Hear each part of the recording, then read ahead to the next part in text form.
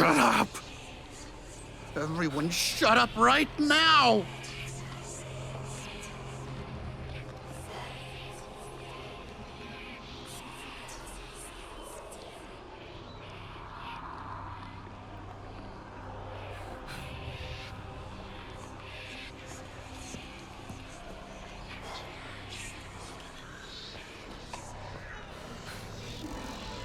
I need peace.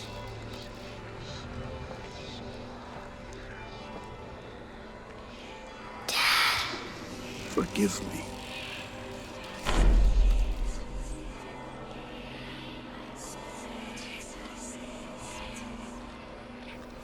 VRified Games. What's up, Lil? Yeah. And living that talking head. Coming to you live and Daigo in VRified Games. How we doing, Daigo? Ed, how's it going? You know, could be better. Could have more to munch on than this mangy old rat, but it is what it is. Anyway, what are we doing today? Hello? Did you hear? They just enacted martial law. This is crazy. What are we gonna do? Don't leave Louisiana. I'm in the middle of something. I'll be back soon. George, where are you? Promise me you won't get mad. Do you know what can happen to you for being out there? Why did you go? Mike is like a brother to me. You understand? I can't stay still doing nothing. Okay. Damn. I'm sorry. It's just that this shit is overwhelming me. I know. Me too. I need Michael's help, but if I'm right, the rest of his research might be crucial to stopping this, and I've got no other options. All right.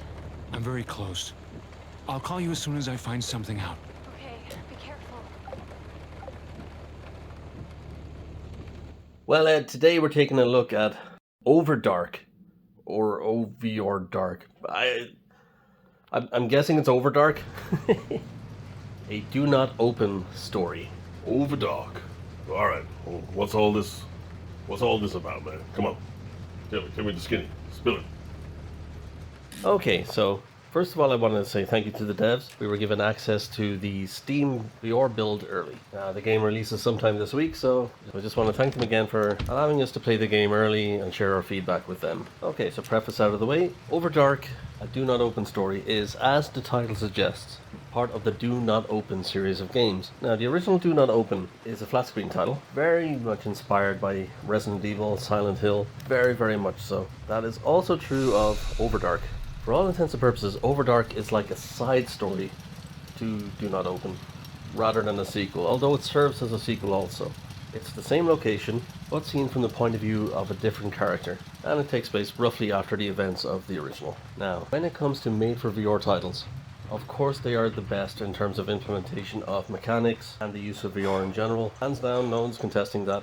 But come on, there has been a drought for years now when it comes to AAA games that are native VR. Yes, we've had ports and they've been fantastic. Yes, we've had modes for games like Resident Evil 4, Resident Evil 7, Resident Evil 8 on PSVR 2, but for honest to God, built from the ground up VR games, it's sad to say there seriously are not that many out there. Now, if the degree of care and level of presentation that oVRdark has taken going forward, oh boy, we're in for some good times in VR, because this is a fantastic example of how a AAA VR game should be. So right off the bat, the influences are very evident. I've previously said Silent Hill, Resident Evil, and yes, they are. Everything from the visual aesthetic, sound design, it's very much old school Resident Evil, old school survival horror.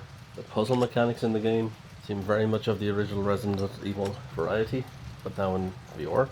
Alright, here we go. It makes great use of the VR mechanics, motion controls. How you navigate through the mansion, again, very much Resident Evil 1. So in terms of aesthetics, straight away you're getting Resident Evil 7 vibes. When you get out of your car and you walk around, this is very much Louisiana swampland, run-down mansion, Resident Evil 7 style. Then when you enter it, you're in Resident Evil 1, the Spencer Mansion. It's as though the Spencer Mansion from Resident Evil 1 and the Baker Mansion from Resident Evil 7 had a baby. That is the location of Do Not Open. Fantastic. Now, the game is oozing with atmosphere. The level of detail and the art style is fantastic. Everything looks amazing, it looks beautiful. But at the same time, there's this foreboding atmosphere that permeates everything. The sound design is really good. The soundtrack, it's of that old school horror, less is more kind of variety, where the soundtrack is not in your face, but it's ambient, it's around you, and it slowly creeps up on you, it becomes part of the game, it's like a character itself. It's really, really cool. Now, on to the nitty gritty. As I was given access to a preview build, they were still ironing out bugs for various setups that people have when it comes to PCVR. Now, unlike PSVR 2, which is originally released on last month, PC is not a one-size-fits-all. Okay, when it comes to VR and PCs, there are no two that are identical. I mean, you got wired PCVR setups like your Valve Index, Vive, Rift S if people are still using that. You've got your wireless solutions like your Pico, your Meta Quests, and they have their own solutions for getting into PCVR, such as Virtual Desktop, Steam Link, AirLink. And with each headset, with each configuration, with each PC, there's different problems. So I was no different. So just to get this out of the way, I am using a Quest 2 over Virtual Desktop over a cloud gaming PC. So most likely there's something up with my daisy chain of connections here. But the hand models were sort of angled at a 45-degree angle away from where my controllers were actually situated. So that led to some problems. There's also an issue with the flashlight, that if you pick it up with your right controller and press the trigger to activate your flashlight, it sometimes does not work. The left controller seems to be fine, and the proximity of picking up the flashlight from your belt can sometimes be triggered when you're trying to pick up an item on a shelf, on the ground, or even interacting with doors will sometimes cause you to pick up the flashlight in error.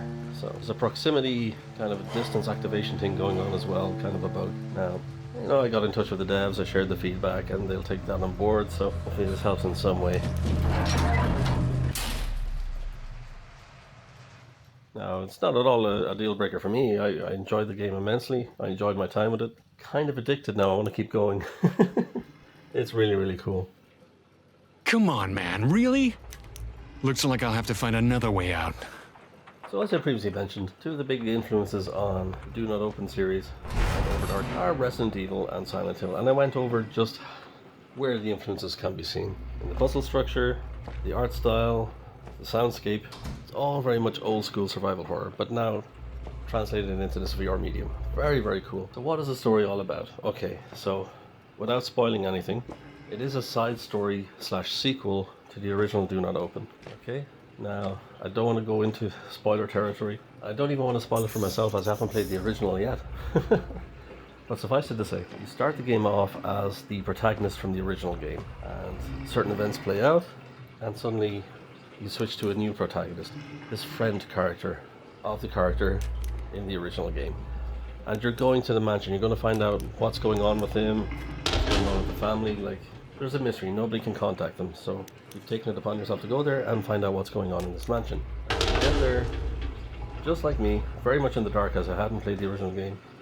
Like, what in the hell is going on? You have to kind of break into the mansion, and straight away you're seeing strange spores everywhere, and the mansion is kind of locked down behind various puzzles, and you have to kind of navigate your way through. And yes, I won't spoil anything any further, just suffice it to say. Jeez, what is all this? And what's that smell? The feeling of dread, how the game plays, is very much like Resident Evil 7, 8 and 4 in terms of how the VR mechanics work. You will be sucked in from the opening line, you're like, what is happening? You just have to know. The narrative captivates you, it keeps you wanting more. If it was a book, it'd be called a page turner. You know, that kind of way. It just keeps you wanting more. So like, I am invested now. I want to know what's going on with Mike and his family. So yeah, I had a hell of a lot of fun with this. And then this is now the benchmark going forward for horror games in VR. And it's a high benchmark right now.